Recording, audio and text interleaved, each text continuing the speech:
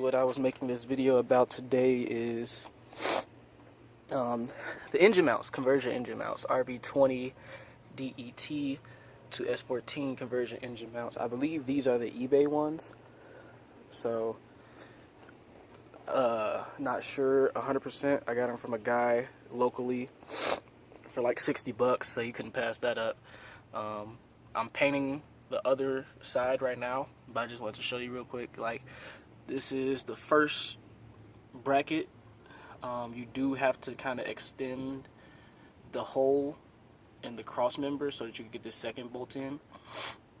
And the bolts are on the back, they're 14 millimeter. Get that in, and then it goes to excuse me. Then it goes to your regular engine mounts. I had Megan Racing ones, but the kit comes with some solid ones. Let me show you what they look like, or at least what the ones I got.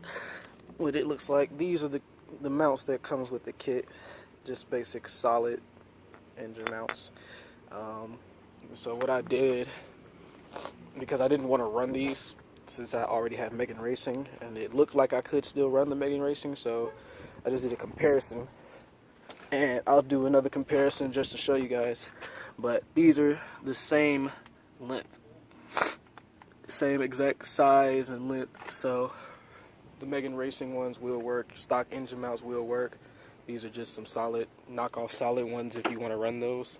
They come with the kit, so why not? But I'm probably not going to use them. Then, as you can see, that bracket extends the engine mounts forward. The stock engine mounts forward.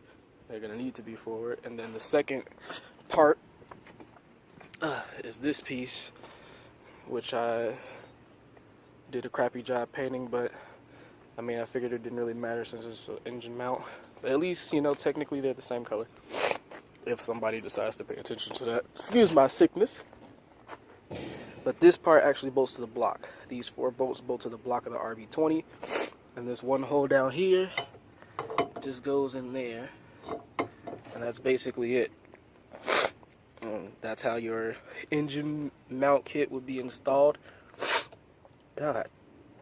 What I'm going to do is I'm going to do this side. Because I had to figure out how to do this side first. Then I'm going to do this side with the solid one, just so you can see that they're the same length and everything like that. So in here, just I've been repainting the engine mounts and swap mounts and stuff like that. So I just finished the bracket, and I just finished this piece, so I can go ahead and put that in the car. That piece is still done. Let's see. But yeah, I'm repainting them because this is the way that I got them. Like I said, I got these from a local guy for like 60 bucks. I mean, I couldn't pass that up. But this is the condition that they came. So structurally, it's fine. It's just got like a lot of surface rust, and it's kind of cruddy and stuff like that. So I've just been taking the wire wheel over there, just wire wheeling all of this stuff off, and then repainting it just for the purpose of it.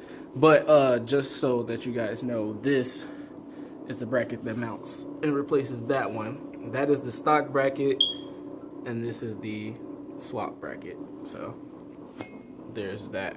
Now I did find something that I guess would be the company that makes these mounts, because I was trying to look like the torque specs of these bolts, because I was like, it has to be a torque spec for these bolts. I don't want these to just be snug tight, since these hold the engine in the car. And when I found the torque specs, I also found torque specs for a swap kit, and that swap kit looks very identical to the one that I got. Mind you, when I got them from the guy, he didn't know what brand it was, but I think this might be the brand. I'm gonna go ahead and put the instructions on the screen for a couple seconds, and if you guys want to pause the video on it or anything like that, you can feel free to do so. It has the step-by-step instructions to install it and all the torque specs and everything like that. So there's that. Yeah, I'll just do that right now.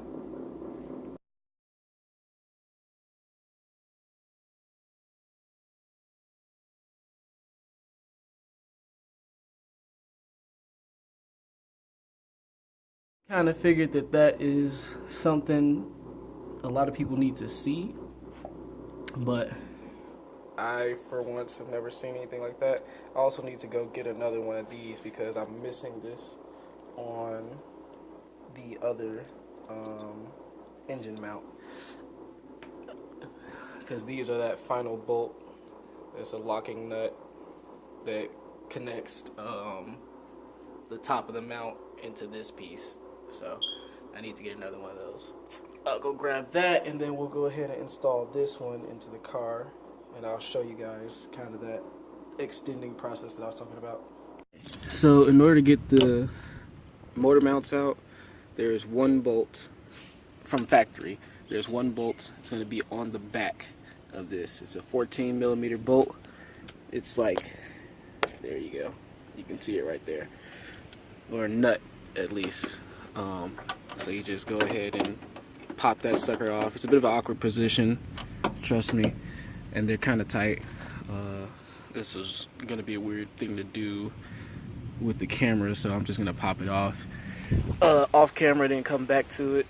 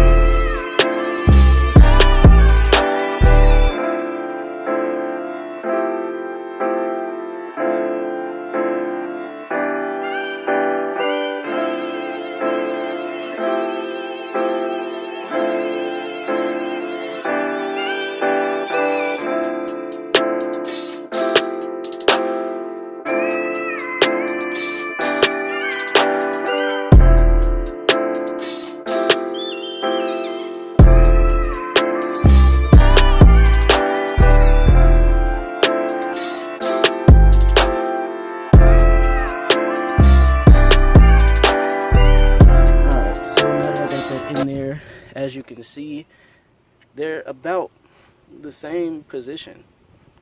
I really feel like these are just stock, not stock, but like solid KA24 engine mounts. Now granted, this is not bolted down because it's one rod that goes through here, whereas this one has a bolt on the bottom side where you can tighten it, and then you have another one on the top. But they're the same length, same position. Like, I'm pretty sure that if you have Megan Racing or any type of aftermarket KA mount, you can just reuse it on these brackets. So I just wanted to show you guys that. That is how you go ahead and install the swap brackets on the crossmember. You will have to drill out so you can get that second bolt in, because it's not going to be enough room for the first one. One thing that I'm kind of dreading is that it says that I'm going to have to bash out this corner to clear the starter. My beautiful chassis. I don't know. That I'm gonna have to do it, but dang, I really don't want to. Like, I was already going through it from the fact that I'm gonna have to cut my rear quarters. But I mean, you know, those everybody does. This one is just like it's all painted and nice, and look at the line, it's so flush with the underlayment versus the paint. I gotta just smash it. That's crazy. But it's what the mount kit calls for. I'm pretty sure that's this mount kit. Like, I'm about 97% sure that that is the same mount kit. So I'm gonna do it just in case, because I don't want to get to the time where it's time to put the motor in and then I gotta reach down in here to bang that out just to get a couple more inches. Like, I'd rather do it now. So with that being said, I'll go ahead and just kind of transition back to the motor so you can see how one of the motor mounts is installed. It's pretty self-explanatory though. This is probably just for my case, but that locking nut that I had on the solid mounts, it's a different thread pitch than on the Megan Racing one. So M10 125 bolts. I just went to go grab some. I only need 2. Technically I could use 4 because it's the same for the front and the back, but I already got the bolts for the back. So I'm only gonna use 2 of these. These were $4 at AutoZone. If you are going to go this route, I would highly recommend that you just go to AutoZone to get it. Do not go to like Lowe's. I go to Lowe's for a lot of nuts and bolts and stuff like that, but since these are engine mounts, I would highly recommend that you go get grade 8 bolts. Grade 8 bolts are a lot stronger than the ones you're gonna find at Lowe's. Grade 8 bolts are the same bolts that they use from the manufacturer. So this is probably a grade 8 bolt. They're designed to handle that extra amount of stress. That's why they're that strong, and that's why they're $4. You know, this many bolts at Lowe's have been like 50 cents. So, but since these are engine mounts, I'm using grade 8 bolts for this. Probably any other thing like to hold a bumper in, I'd probably just go to Lowe's and get some 15-cent bumper. I mean 15-cent things. It's kind of dark in here, so I got the flash on. So for the swap engine mounts, these bolt directly to the block. These bolt directly to the block. These 4 holes. Keep in mind the siding of this like thing, because that's what tells you which side is which. If I want to compare it to the OEM ones, you see that little thing is on this side. You want to keep that. You don't want this to be on the opposite side. So this would go on this side. These bolts are 14 millimeter and they are torqued down pretty good. So I'm gonna go ahead and take them off with my handy dandy breaker bar extension setup, and then we'll bolt them back down on that one. And got these off. You can clearly see the difference between those and these. Outside of me even painting them, these are clearly smaller. Yeah, those are a lot less bulky. So I don't know. Plus they're dirty as hell. You can reuse these bolts, and you're gonna torque them down to spec because these are, again, the bolts that hold your engine in. So I'm gonna go ahead and pop them suckers back on. Alright, got them in there, mounted up, everything's looking good. The thing says to torque them between like 25 and 38 or something foot-pounds of torque. I just torqued mine to 34 just to, you know, kind of be in the safe side. But yeah, that's pretty much it for this. You just do that to both sides. Mind you that this side does have a ground connection on it, so remember to put that back on there when you go ahead and do it. But outside of that, you should be good. But that's pretty much it.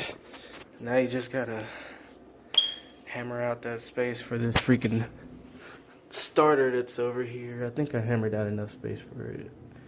Here, I'm gonna show you. Oh my god, my beautiful engine bay. I had no choice. The engine would fit, is what they said I had to do. It was so perfect. It was just like that. Now it's like that. Oh my god. I seriously hope that this is a big enough dent, because that took so much to do. Like, cutting quarters is one thing, but this took so much to do. What did it cost? Everything. I seriously hope that that's a big enough dent to fit that dang on starter. Damn it. Man, like, comment, subscribe, follow the build. I'm gonna go cry.